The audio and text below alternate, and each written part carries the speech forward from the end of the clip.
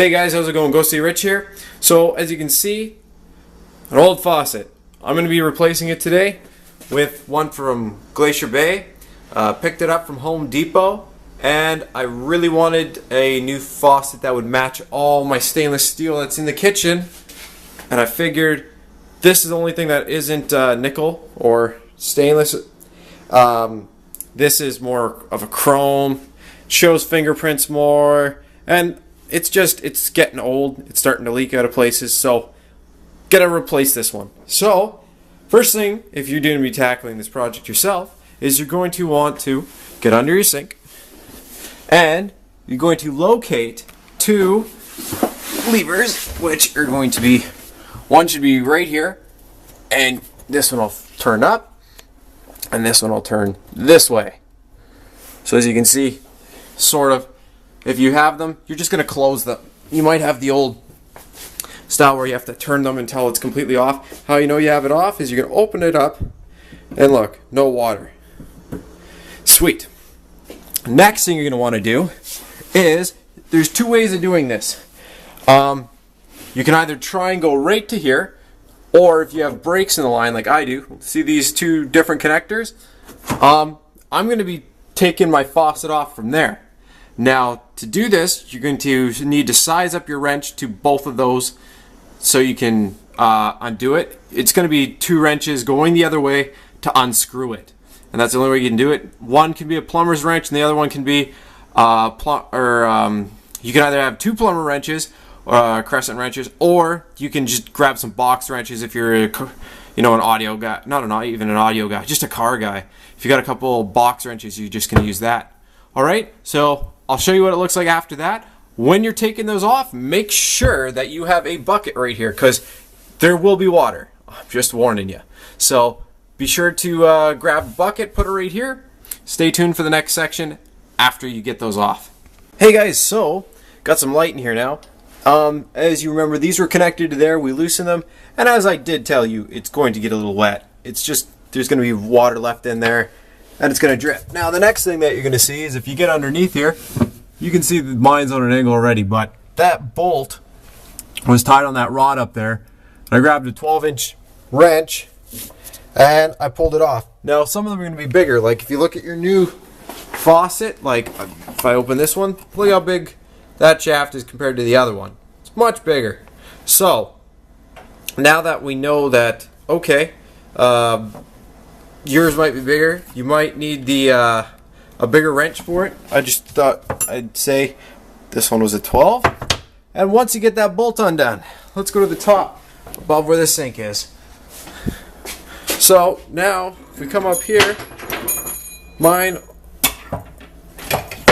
the stuff all just fell down, and this stuff all comes right out of here. I'm guessing this was the old seal, which is obviously old because it's falling apart in my hands as I'm getting rid of this stuff. So it's a good thing that I'm cleaning this out. Wow, yeah. So the other thing you might want is some plumber's putty when we're doing this, just so you can seal it properly, or some DAP or some proper silicone so you can silicone the bottom. You just want to make sure that nothing is going to be leaking through here, okay? So, of course, the next part is putting the new one in. I mean, we gutted everything out. So I'm going to start putting it back in. I'm going to let you know if there's any other crazy stuff. So, stay tuned. Hey guys, how's it going? I'm just going to get this light over here a little bit more. So if you take a look there, you'll see that golden washer. Well, it has to fit over the shaft. So if you have, like I have there, a wooden support, you're not going to be able to just slide it up the shaft and get it around the wood. So what I had to do is I had to put the ring there, and then I had somebody slowly lower it down, and I fit the ring, which is this big washer, over it. So let's see if I can push this shit out of the way and show you.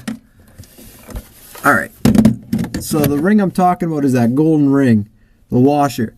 So, like I said, you literally have to line it up, and then you drop the faucet down through the hole, and then as it slides through that ring, then you're good. And then from here, you're just going to tie up the nut, and it's going to tie that washer up against there, and it's going to press the seal down that's on the bottom of your faucet, so that way it doesn't leak down. So just go ahead now after you have that washer, and then take the nut that I've got on this, and you're just going to tighten it up there, okay? Stay tuned for the next section.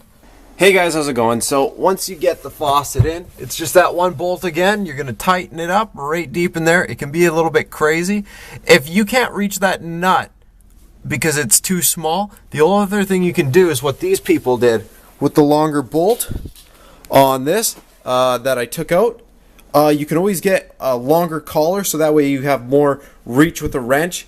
I was just looking to see if I could find the bolt here, and I could just quickly show you it. But yeah, what I'm talking about is that big long bolt that you've probably seen in the last section. This is it.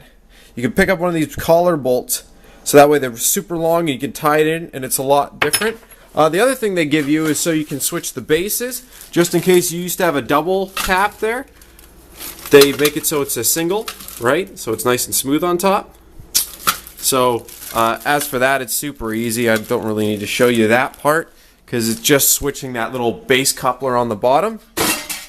But for this part, say now you want to figure out which is hot and which is cold. Usually what I usually do is I put green on the one that's the hot water one, but it wasn't labeled down here. The other way you can figure this out is by, when you're back at the last section, is by turning one off and then turning it on and seeing if hot or cold comes out. If only cold comes out, then you know that that was the cold water. But now I'm going to show you the other easy way. All you do is you open up this valve, make sure you have your other hand on here. I can't because my hand is on the camera. You open it up and you wait about 5 seconds of it just trickling out, and feel if the water is warm, you know that's your hot water. And then on the bottom of this, it usually, like this does, is it tells you which one's hot. So if that's cold, then you'll hook it up to the cold lead, and then so on and so forth. The other thing you can do is loosely tie these in, hold this with a cloth, and then open it up and see. That's another weird way of doing it. I'm just saying, yeah, just crack that open, see which is that, and then the hot one should be labeled on your new faucet. So, let's put those together. Another thing for you to note, we're going to need some Teflon tape. How you put on Teflon tape is righty-tighty, lefty-loosey. As you're tightening it, you want it to tighten with it, so you want to go with the threads. So that way, when you're going like this and tightening it, it's tightening the Teflon tape to make a nice tight grip on it. And you want to do about 1 to 3 rounds on there. I usually do 3 myself just to make sure it's nice and on there. I can't show you how to wrap the Teflon tape, but it's like wrapping just regular tape. It's that white tape. All you're going to do is, like I said, go around like this, so that way when you tighten it, it's good. That's clockwise. So you're going to put it on clockwise, so that way when you tighten it on, we'll just double check here, righty-tighty, lefty-loosey. I'd feel stupid if I put it on the wrong, or told you to put it on the wrong way, but yeah, it should be, yes, clockwise. So when you're putting it on, make sure you wrap it clockwise, so when you tighten this, tightens the Teflon tape. Alright, stay tuned for the next section. Hey guys, how's it going? So after you do that, once you have them Tefloned and nice and tightened up, watch for kinks. You do not want these lines kinking, right? So as you're tightening, watch the braided lines. Make sure they're not twisting and kinking themselves, alright? Twist, open these up, watch for leaks. Make sure that's closed first of all by pushing down. You want to make sure that's pushed down.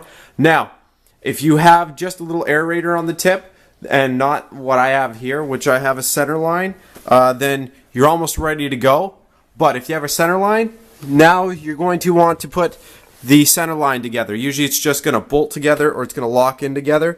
With this one, I've got this piece which is going to screw onto here and then click in up here. I'll show you how that goes in a second. Stay tuned. Hey guys, how's it going? So, if you look right here, you're going to see that centerpiece, which is right there. If you do have the centerpiece coming through. When you're tightening that bolt, you might find the need to take this tip off to feed it up a little bit, just so you can, of course, tighten that bolt properly. What I am going to warn you about is you do not want this line falling all the way up the spout. Otherwise, you have to try and fish it back down, which can be a task and a half. So be very careful when you're doing it. If it does go back up, you're going to need time and you're going to need haywire or a fish tape, and you're going to have to try and feed that, feed it down that line and pull this line back up. So first things first, once you get that done and you have it right here, I always suggest taking this, you'll see it's like a 12 mil, and tightening it up against the plastic. Do not over tighten it. If it's already really tight, just leave it, because this is only plastic. You don't want to strip it. After that, clicking it into here is super easy. I can't unclick it because I've already tested my water.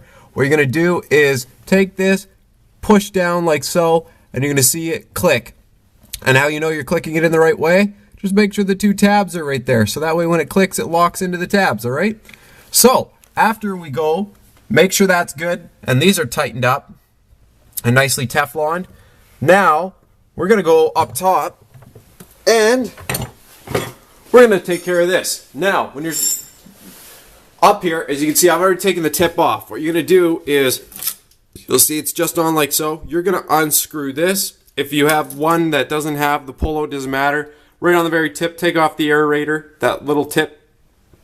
And the reason why is we're going to be cleaning out the debris now. So how do you do this, you wonder? You're going to, now that you have the tip off so there's no filtering on it, you're just going to turn the water on slowly. And you're just going to leave it for about a minute. While this is running, it's a good time, if you haven't yet, to check for leaks. Watch for any water dripping. If you see any water dripping, turn it off and tighten the joint. If that doesn't fix it, you're definitely going to need some Teflon tape on that joint. Alright? So, once we do that, the next portion is turning this off. Once you turn this off, you're going to put your aerator, your tip back on. Next thing you're going to do is, if you have the long one like so, we're going to need this weight.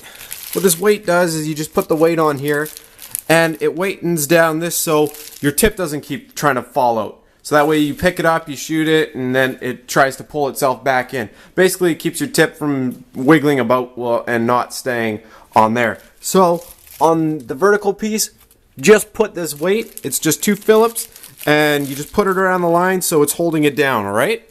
And make sure you don't put it too close up to the top, because if you do, then you won't be able to pull it out. So it defeats the purpose of having the pull out. So yeah, that's that portion. Anyways, I hope this video helped you out. Press the like button if it did. Subscribe for other videos that I've done. I mean, I've got a couple of reno videos up. And of course, if you have any questions, post in the comment section below. Thanks again for watching, and have a great day.